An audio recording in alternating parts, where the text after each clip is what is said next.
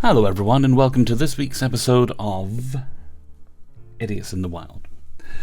First up, we have Interesting Experience Trying to Park Today by Roganator 9000. This happened earlier tonight. Can't remember our exchange word for word, but you'll get the idea. I was going to grab food at a popular spot, and the lot was filled. I went through one row with no luck, then I found a spot in the next row. Next to the spot was some guy walking around his car with the back doors opened. I waited for over a minute while blocking the road. Luckily no one came. But after he kept his doors wide open for that long, I decided to try parking. But I was way over the line. I rolled my window down and said, "Excuse me, could you close your door for a second so I can park? I've been waiting for a good minute." At this point I noticed and should mention he has little kids in the car, but that doesn't give him the right to a whole other parking spot. No, it doesn't. Then it begins. He immediately called me disrespectful and started saying he was a cop, which really ticked me off. Great. Give me your badge number, I'll call you superior, let him know how you're acting in public. If he wanted to take care of his kids, he could do it without blocking off one of the few spots in the crowded lot. I was in disbelief at his reaction. He then said that there's plenty of other spots when the entire row and the one next to me was full and a couple of cars were circling around looking for a spot. After getting very annoyed, I called him a bitch and flipped him off, which is justified, which really got him going. He kept restating that he's a cop. And he was threatening to fight and saying things along the lines of, "Come outside and we'll see." I wasn't about to fight over a parking spot with a male Karen, so I kinda just started trolling at that point. He was obviously pissed while I was just confused how this could be a real person. I haven't even had a chance to get out of my car, and he tries to break my mirror by bending it all the way out. But joke's on him, my mirror does that without breaking. I jump out and take a picture of his license plate while he jumps in his car to leave, and continues trying to influence me into a fight. As he's backing out, he keeps on bitching about me being an a-hole, and I was sarcastically saying that he's a great example to his kids and a great cop. Then he leaves. I find this whole situation pretty ironic, with him saying he's a cop while threatening to fight, and then leaving the moment he tries to cause property damage and I get out of my car. I realize I didn't need to curse at him, disagree, and escalate the situation, but I wasn't just gonna say nothing about this whole whack-ass reaction, and it was a good reality check to the fact that there's real people like that. I feel kind of bad that his kids are being raised by such a douchebag, but what can I do? Oh, they're probably used to it. What you can do is you can take that license plate number and report it to your local police. If he is a cop, then they might have a word with him about his behavior. If he's not a cop, he might get a visit about pretending to be a police officer, because that's illegal. Alrighty. Story number 2 is... Come on, load up. Random Confrontation and Conversation with Neighbor by Gil FH96. I live in an old apartment building for the last 2, almost coming up on 3 years. My boyfriend has recently moved in with me back in June. I've had the same neighbor across the hall for 2 years. She's a very nice young woman with 2 boys, and she keeps to herself. We have a good neighborly relationship. Always says, "Hey, how's it going? No issues." Both of us keep to ourselves. Her brother has been staying there the past year or so, on and off, I'm not entirely sure, but the cops have been called twice for domestic disturbances since he has been there. One instance being he stole jewelry and some stuff. My boyfriend doesn't work from home and is gone most days, 10+ hours. I do occasionally see the brother once in a while. I usually smile and acknowledge him when I see him in the hall. My boyfriend has not once seen him due to being out at work a lot. On Friday, I left my apartment to walk the dog once around the building. My neighbor's brother approached me asking do I live in X apartment number. I thought that was odd. When he saw me coming and going from across the hall, I politely answered no. He said okay and walked away. I continued to walk around the block or two and passed this park by us when I turned around and he was right behind me asking if I can have a conversation. No. I will preface that there is a language barrier. I was a little anxious because I felt followed, because you were followed. I asked what's going on and was everything okay. He asked me if I have any issues with him living there. Do I have a problem with him being there? I said no. Why? He said, well, doors are being slammed, and who do I live with because he doesn't like me either?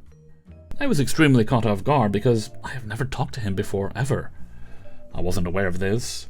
My boyfriend did come home that night and knocked him up for explaining that I felt uncomfortable that he was concerned and that there was an issue. My neighbor's brother stated, no issue, man, you can talk to her, and went back inside. This guy's mom happened to be at the door as well, and she pointed to her temple saying he's crazy. This interaction was the first time my boyfriend has ever met him as well. I feel like I'm overreacting with this whole interaction, but now I feel incredibly uncomfortable, as I do work from home a lot most days and feel tense. I felt followed, but I don't know if I'm being paranoid about this.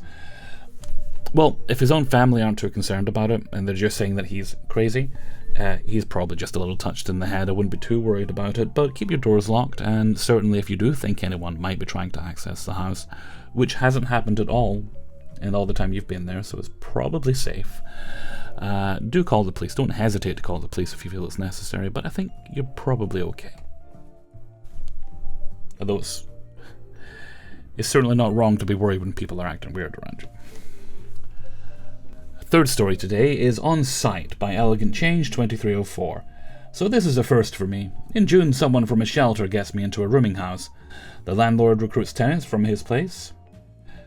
Not going to talk about the normal couple that left at the start of August, along with that introductory connect that also left. The only OG household member is still living here, but kind of missing, and I'm actually worried about that. But why am I making this post, and is it called On Site?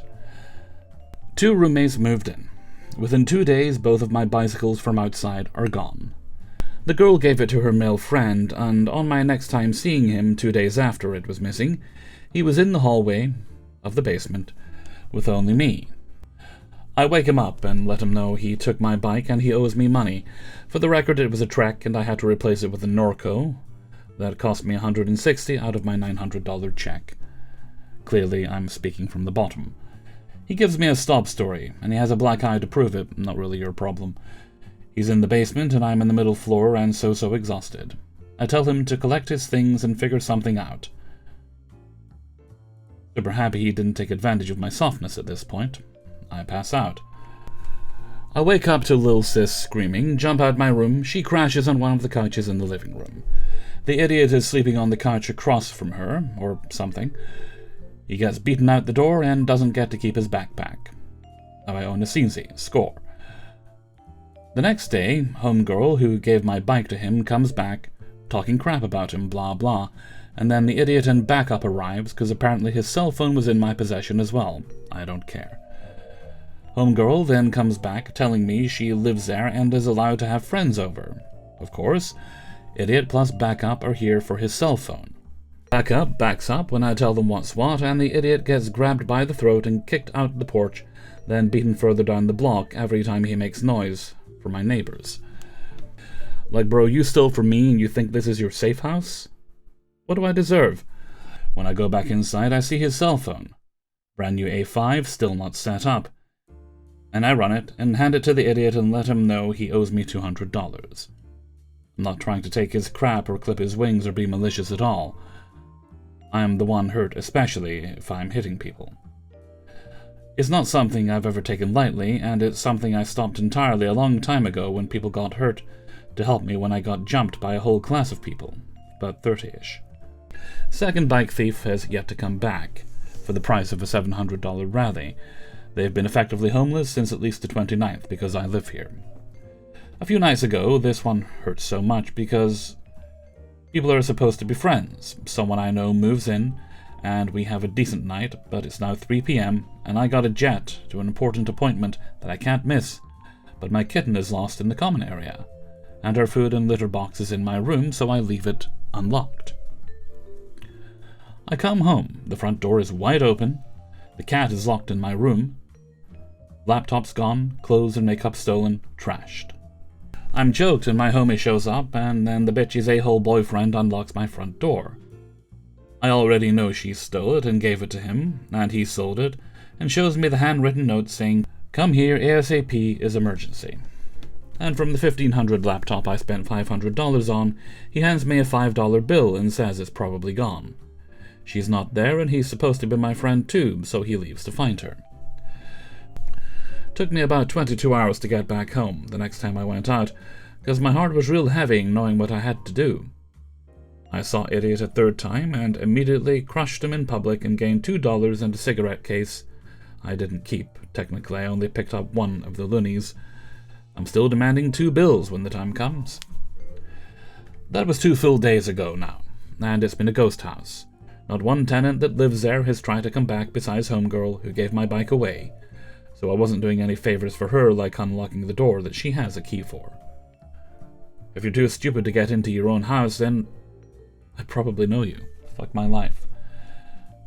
But yeah, this is a new kind of twist for me. I told the landlord's relative I'm keeping the house clean and no one has been here. I got rage-baited by the landlord when I asked if she had video footage of the various thefts, and she told me, "I don't live there, it's the responsibility of the tenants to make sure the doors are locked."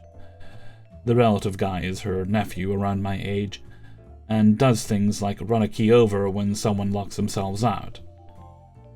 That's actually why I was talking to him. Before my laptop got stolen, I messaged him because the a-hole that unlocked the door left the tenant without a key to her room so she couldn't get in. I asked him if I could send him the police report I filed and got no response. It sounds like you're dealing with a bunch of idiots. Now, I know the situation you're in right now is currently difficult to get out of, but I do hope that is ultimately your goal. The whole situation just doesn't sound safe at all. And story number 4 today is web designer thinks he can decorate cakes better than a 10-year veteran. Make It Make Sense by Porcupines Are God. As the title might imply, I work for a cake decorator for a small grocery chain in the Midwest. I've been doing this job for over 10 years. I'm self-taught, but I'm good at what I do and I've got the photo portfolio to prove it. I'm known for my skill at freehand design on cakes, so customers often come to the store to ask for me specifically for custom designs. I have a few regulars who buy several cakes designed by me per year, so I have cemented a reputation for quality cake designs. But I'm also overwhelmed in my work volume and need help. Note there are conversations happening, but I'll be paraphrasing a bit since I remember the gist but not the actual wording. This all happened about a month ago. In comes a boy, Jake. Jake is fresh out of college and looking to make some side money while he builds his web design business. Understandable and even admirable. After all, entrepreneurship is hard and successful businesses don't form overnight. I'm a little surprised since male cake decorators are a bit of a minority for some reason. No joke. In 10 years of this, I've only ever met 2 other male decorators. I start training Jake in the basics of crumb coating and main coats so I can focus on the actual decorating. I'm also training him on filling the display case, labeling, dating, marking out, slicing bread for the actual bakery, etc. The one thing I ask him not to do unless I'm absent is taking cake orders because I have a specific way I like it done.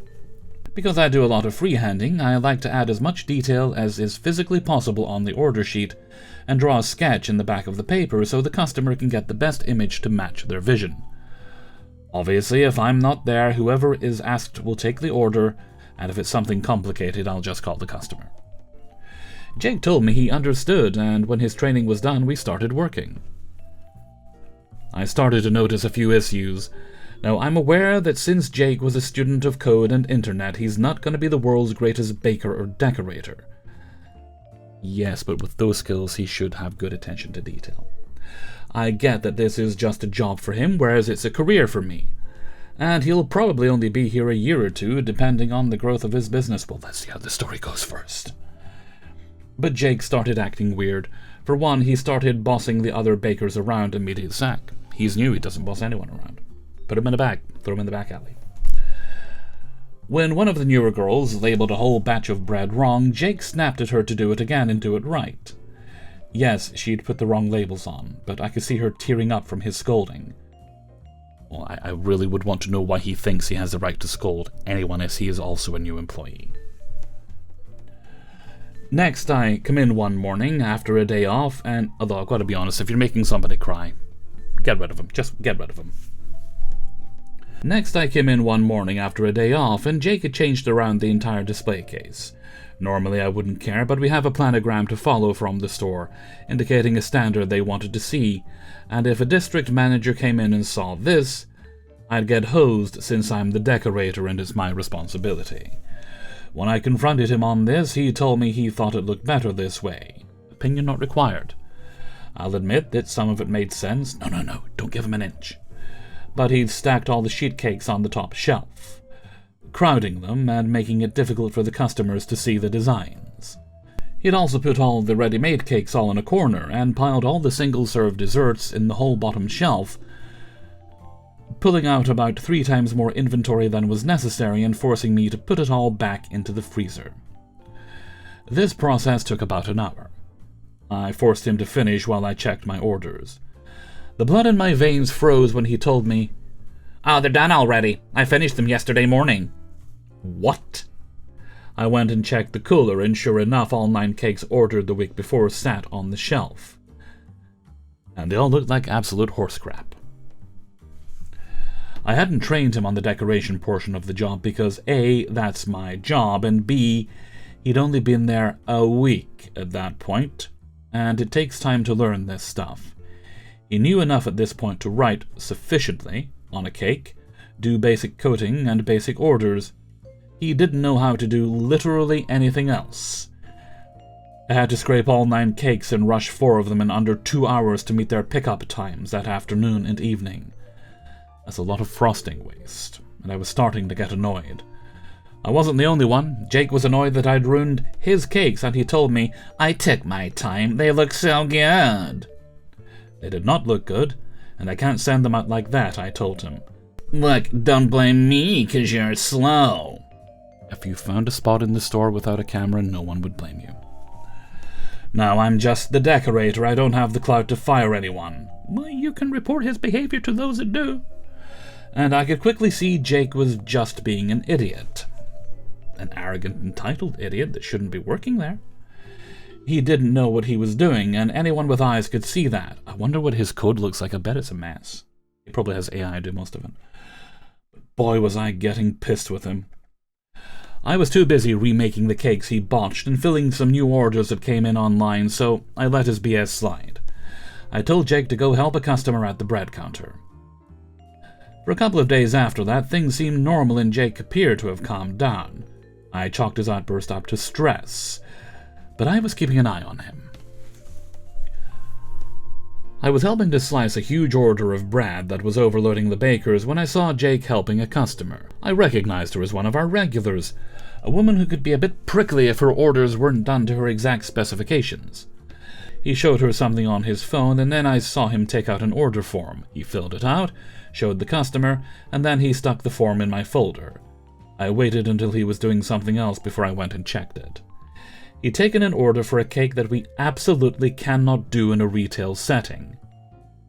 Think a 3-tier specialty-flavored wedding cake with fondant and hundreds of flowers and edible glitter. A cake the price of which would factor in the hundreds, and which I did not have the supplies, facilities, equipment, or even the pricing for in our computer. Let Jake do it then. Now I stress again. I'm aware the kid is a web developer, not a baker or decorator. That doesn't matter. He's chosen to work in a place where there is baking and decorating happening. And he's acting like he knows how to do the job. No excuses. However, he was well aware by this point that we can't do cakes like this, and he even wrote that the customer asked for me specifically. Then why didn't he come and get you? I immediately confronted him again and told him this is not a cake I can do. He actually smirked at me and said, no joke, "Ah, so you actually can't do this kind of cake. Want me to do it for you?" Now, I actually could do this cake, just not in a retail setting, when we don't even have a price sticker for it. I asked him what his problem was, what was with the attitude. I think I deserve more credit for all the work I've done to help you, he said. Not ironically, apparently. I told him, Jake, I trained you in the basics of running a bakery and frosting cakes to take some of the volume off. I did not train you to decorate cakes yet. You just don't know what you're doing yet, and the cakes you did the other day made more work for me. If you want to learn, I'll teach you when I have time, but for now, please stop trying to do my job for me and focus on what I taught you to do. I left him, and went to go phone the regular and pray she was in a good mood to accept that I couldn't do this kind of cake. Yeah, she wasn't happy, and I wound up having to promise her a discount. I felt I was being reasonable with Jake. I guess I felt wrong because he suddenly got a lot worse. Roughly a day or two after that incident, I came in one morning and not only was Jake not there, but he had done all my orders from the previous evening. Again and again they looked horrible, and again I had to scrape and redo them. He also crumb-coated literally every single round cake base we had and stacked them mass production style on a rack in the freezer. Well, that's just malicious, it's not trying to be helpful. So now I had 0 round blanks and a crap ton of crumb-coated rounds in a single flavor. Big issue, I had to order 4 more boxes of rounds.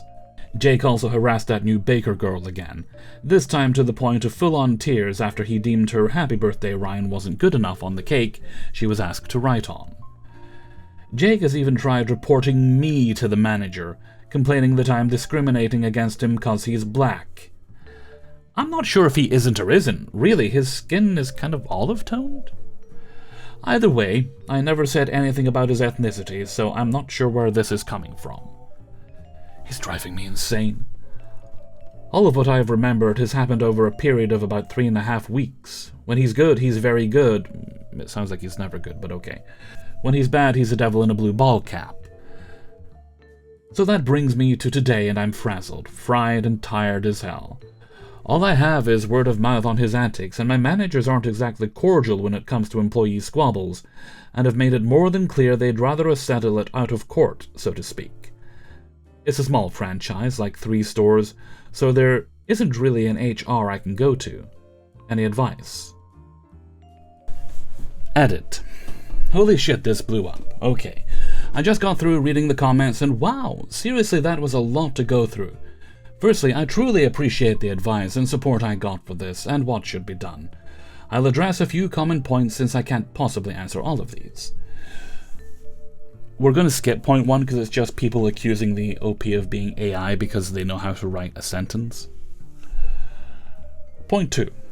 I would love to take photos, however there is a strict no phones policy for all employees, which Jake doesn't seem to think applies to him. He was using his phone earlier, with exceptions for phones being used as medical devices. We have a person with type 1 diabetes whose phone is used to give him updates on his levels. It doesn't really do anything else, so he's allowed to keep it for his needs. The rest of us are shit out of luck. Yes, I know this policy is stupid and frustrating, but they bring the hammer down on anyone they catch with a phone. However, I have a workaround I might be able to try. It'll involve more waste, but I could just sneak a few of Jake's cakes and some of the frosting waste into the smaller blast freezer where we store ice cream and present this as evidence. So I'll give it a shot. I still haven't touched the crumb-coated rounds, and I did have that BS order he took from the Prickly Regular. I'm also going to start writing down the hours I spend fixing his mistakes and all the tasks included, as well as the prices of the cakes that can't be used. You're right, money talks more than I ever could, and I should take advantage of that. That was good advice. Point 3. This store is in the middle of a managerial power struggle. Our old manager retired 5 months ago, and the higher-ups below him are all scrambling to figure out a new hierarchy. Well, that's on them. They should have worked out they knew he was retiring. And deal with the new young store lead who just took over. He's not great at his job and tends to under-supervise. So my managers are going to be more of a hindrance than help. My husband recommended I contact the owner of this small franchise, so I may do that. Yeah. He does live within the area, so emailing him might be the best option. Point 4. I love the idea of just letting one of his crappy cakes go out to a customer, but I have more respect for my customers than he does, and I've built a rapport with them. I don't want to disappoint them. It's not about protecting Jake, it's about keeping people who come to me for my skills happy and satisfied with my work.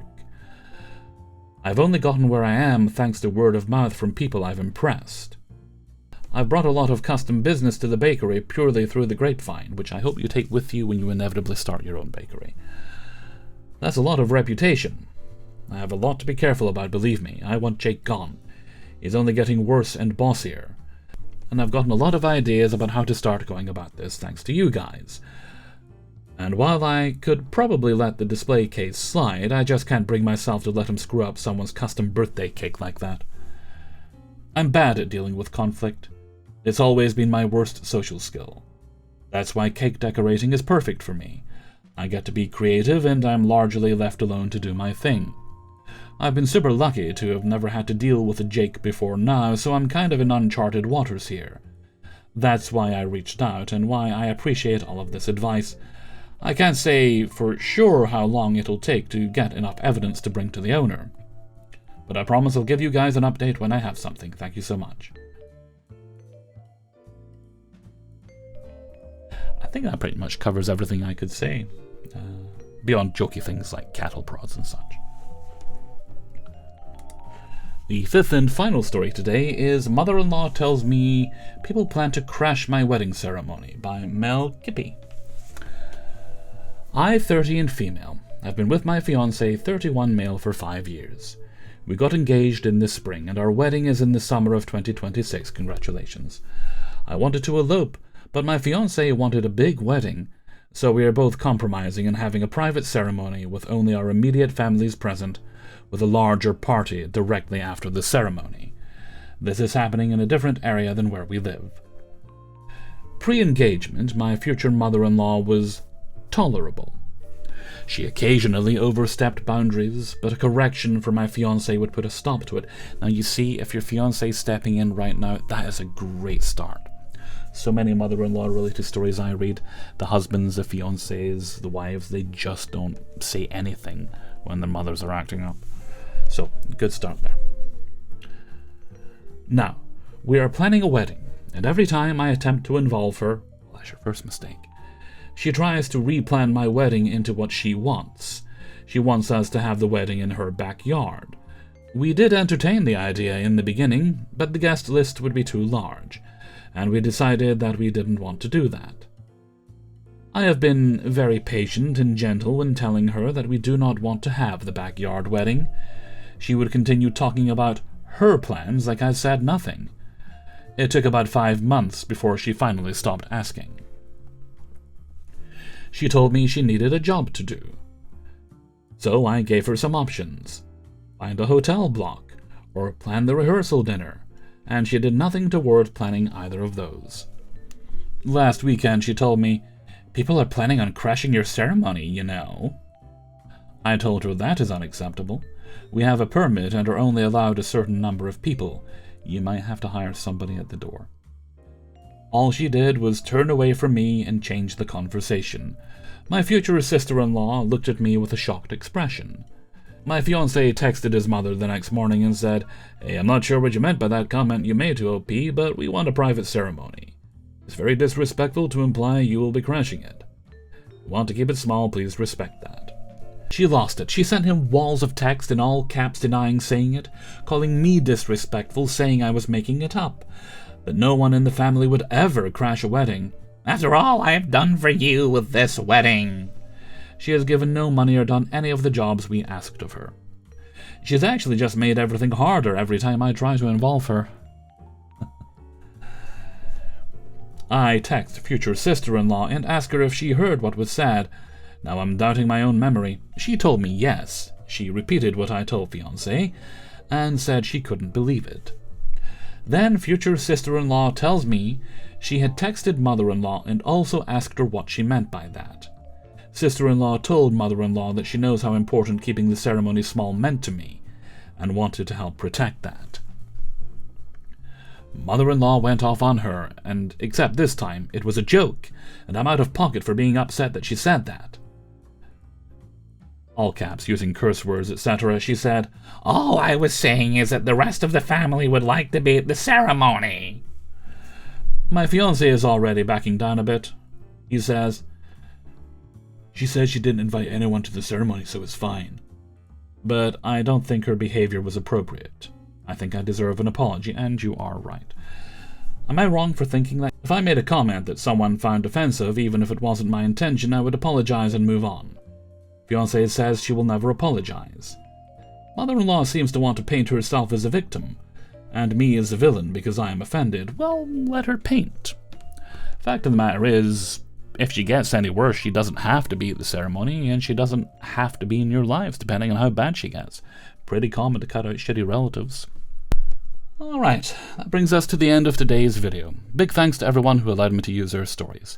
If you'd like to support this channel, you can do so by signing up for my Patreon page, down in the description. For $1 or more a month, wherever you feel, get you early access to the videos on Monday. You'll also find a link to my merchandise store on Teespring, as well as my Discord server and threads, and if you need to contact me, if you want to send in a story, if you have business inquiries, or you'd like a shout out for some reason, then you can send that to kingofthecities@gmail.com. It's also typed out in the description. And for now, I'm going to head off. So until next time, thank you very much for watching, and take very good care of yourselves.